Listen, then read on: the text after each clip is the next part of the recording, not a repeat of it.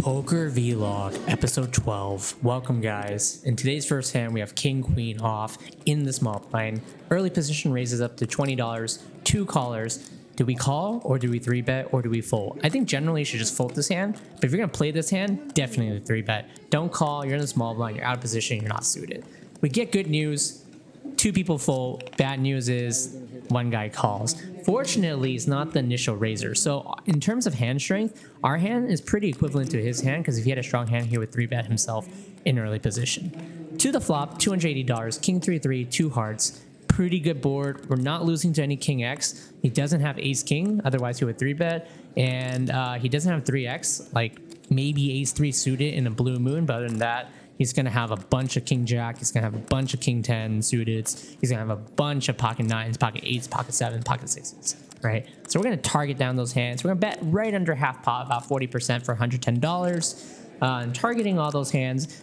Queen of Hearts in my hand is also very relevant because we block the Ace Queen of Hearts. And that's quite important because I think that's going to be another serious hand that our opponent could have. Anyways, he's going to make the call for $110, bringing the turn to $500, and it's going to be a 7 of diamonds. Pretty good turn, pretty safe. At least it's not a heart. But if you think about it, he's not going to have too many front door flush draws anyways, because, right, how many hearts combos does he have that can call $120 pre-flop? But this diamond is actually, in a way, it's actually more interesting because he will have King Jack of diamonds, he will have King 10 of diamonds as well, and King Queen of diamonds, so he can certainly free roam here. Anyways, I'm going to size 150. Maybe you guys would jam by now. Maybe you guys would bet 250. Maybe you guys would bet 300. I like 150 because I just want those hands to go nowhere. I'm not scared of any of the real draws. There's only a few combos of both flush draws. And by the river, you know, we're going to set up a very nicely half SPR. And we can just jam and he can call and we can get paid. At least that's the plan. To the river, he calls and it's going to be $800 out there. Is it going to be a heart or is it going to be a diamond? No, it's a deuce of club. Makes our life easy peasy. We have like the best hand here, like 98% of the time, probably.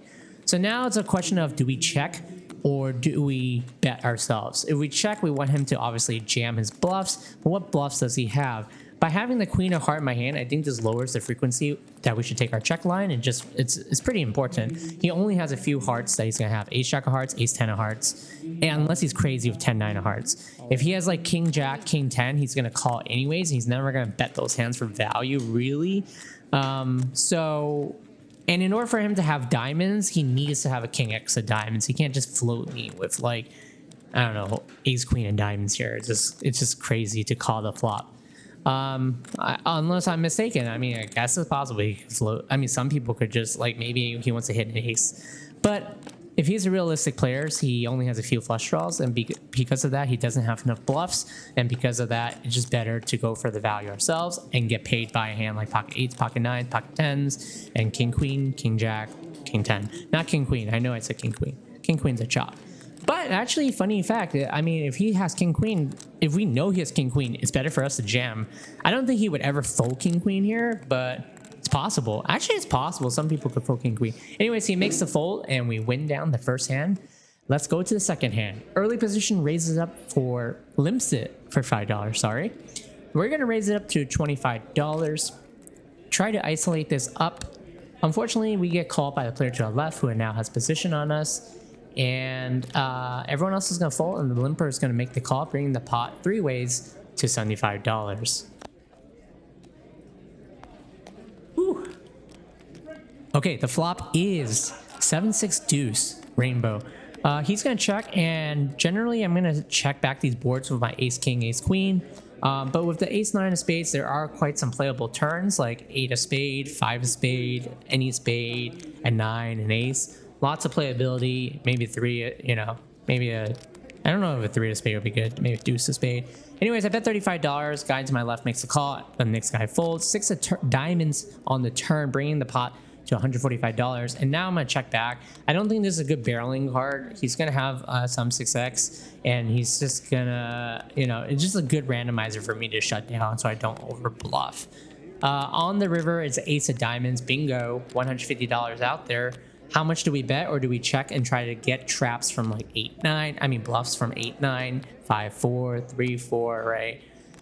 I do something weird. I bet $30, which is a block bet. So basically, I would do this a hand with like 7x. So if I had a 7, would I really take this sizing? I think I wouldn't. So this hand's really weird. Basically, I'm gonna get called by 7x all day because now they have to like chop with my 7x, which is totally possible.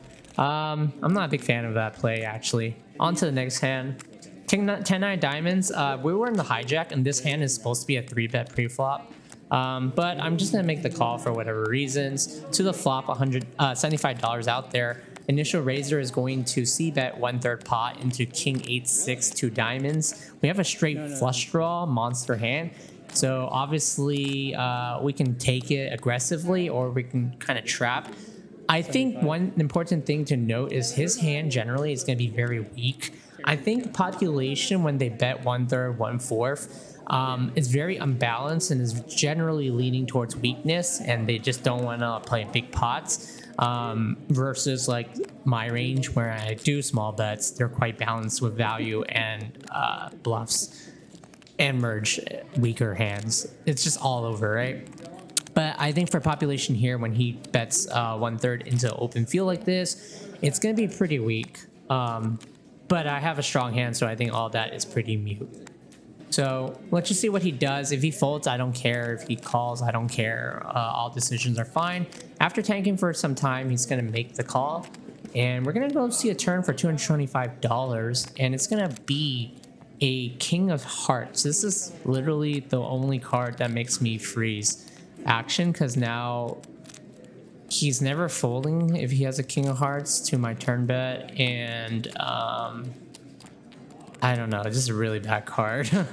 I guess this is like the one card I can stop barreling on. And it's actually important to know I would check back pocket 8s and pocket 6s sometimes, but I would still mostly bet them small. To the river, 5 of hearts, and he checks to me, and now I'm like, well, he has 1.5 SPR. I could overbet jam and rep the 7-9. I have a 9 in my hand. I guess this is a weird frequency. Like, I check to give up the turn, and I'm giving up this pot like 98% of the time. But because of the 5 game, I guess this is the one frequency where I take a check jam line. And I guess it balanced in with my bluffs. He snap calls me and shows me king 9. And that's actually one of the worst hands I could have. I mean, he could have for me. It's because he blocks the straight of the 7-9. He has the trips. He has the king. He's not going anywhere.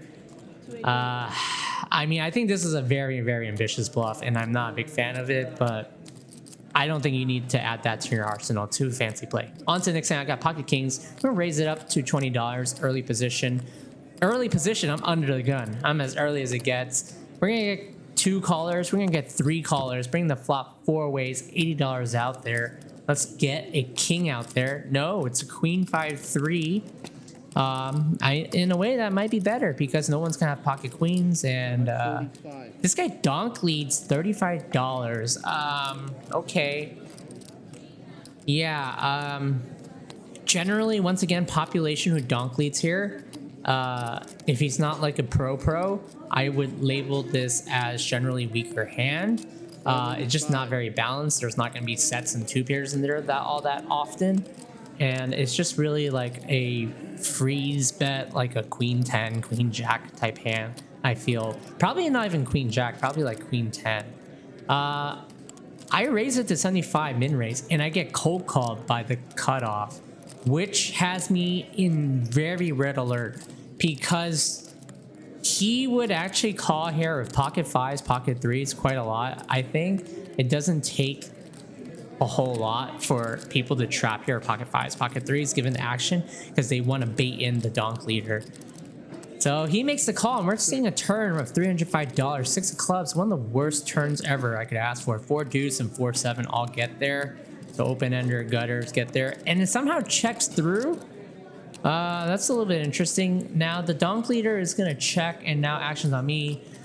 I mean, it's possible cutoff still has a set and he's a little bit scared that someone has a straight, but I need to get value, so I'm kind of blocking myself, like block betting. So I'm block betting essentially now. I'm betting 115, but I think based on the fact that everyone checked turn is probably safe.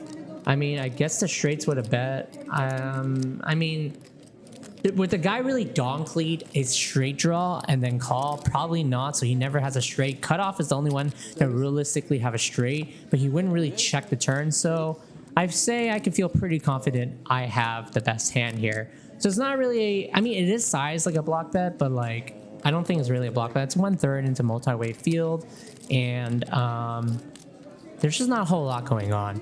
If you like what you see, what you hear, please subscribe, and I'll see you guys next week.